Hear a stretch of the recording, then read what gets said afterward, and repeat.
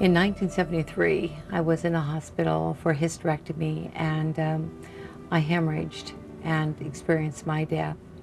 It was during that time that I experienced the other side. Some people call it heaven, and I refer to it as heaven because it was so heavenly and beautiful. I had to enter the hospital the day before the surgery. And so after Joe left and they start doing all the pre-op things to you, getting ready for the morning surgery, I was very frightened. I'd never been in a hospital for surgery ever in my life. During the surgery, I hemorrhaged, and they were able to repair that. Afterwards, I was fine and was placed in a regular room after recovery. During the evening, I hemorrhaged again, but it was at a time when the nurses were not in the room. It was during that 4 hours that I died. I knew that I didn't have any blood in me somehow. And I was very frightened. I looked at the clock. It was almost 9:30. And then I felt my body just closing in. And then there was this strange sensation in my chest. Well, I didn't know what it was, but I felt this strangeness in my chest. And then all of a sudden, there was a pop, and I was out. It was almost as though some gigantic magnet was over my body and just pulled me out. And I rose up to the ceiling. Then I flipped around to look back down, and I could see this body laying there. And at first, I didn't know that the body was mine. And I came down close to take a look.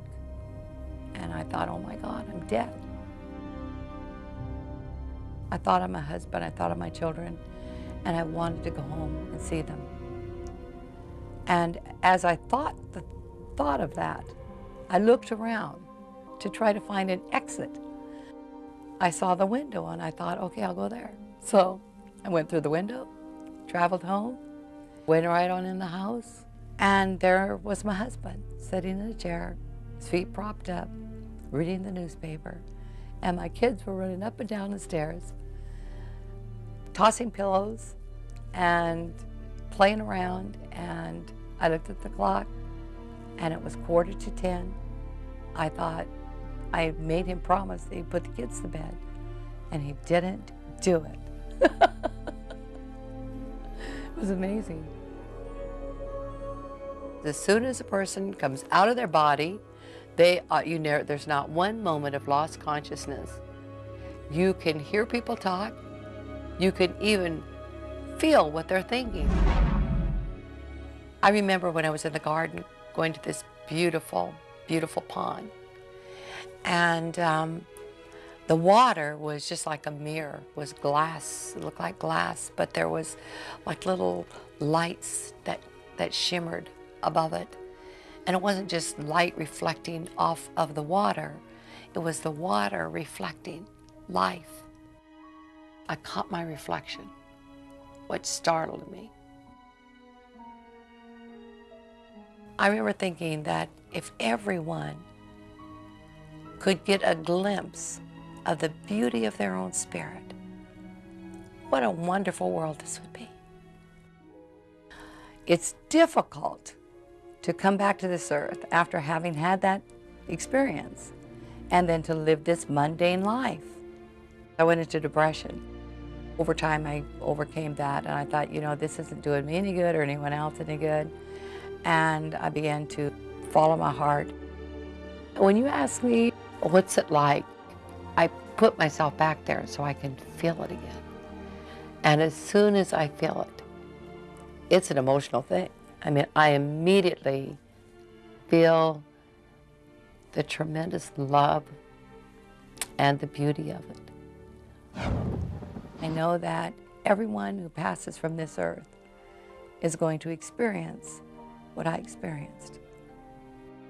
I see every movie that has to do with the afterlife because it excites me and it makes me feel closer to the world where I've traveled.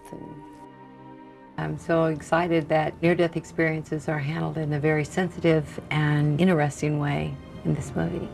It touches down on various things that I experienced. There is that channel of communication that can take place during a near-death experience that I'm aware of. For her to have a baby would be one of the strongest reasons for a mother to access her husband, to let him know that this child is alive and well. When you feel her trying to reach him, you know that she's desperately seeking his attention for some reason. What could be more important?